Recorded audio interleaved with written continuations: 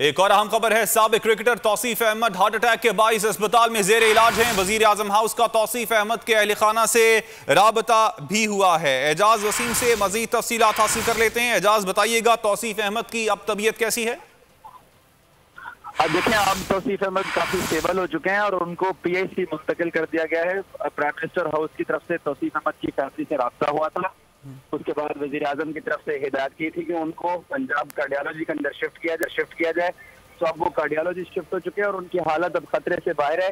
लेकिन उनकी medical history देखकर उनके अगले स्टंट डालने का फैसला किया जाएगा, क्योंकि वो ऑलरेडी हार्ट पेशेंट थे। लेकिन अब क्योंकि वो पीआईसी के डॉक्टर्स की जेर निगरानी और वजीर आजम मॉनिटरिंग कर रहा है, तो अब उनकी हालत माशाल्लाह बेहतर हो रही है या वो अच्छी समाचार में दिखाई दे रही है। क्योंकि सब लोग बहुत परेशान थे, क्योंकि इनको बहुत सीवियर किस्म का अटैक हुआ था, लेकिन बर वक्त उनको ठीक। वसीम, आपने अपडेट किया, आपका शुक्रिया। सब्सक्राइब करें और बेल दबाएं ताकि कोई खबर रह न जाए।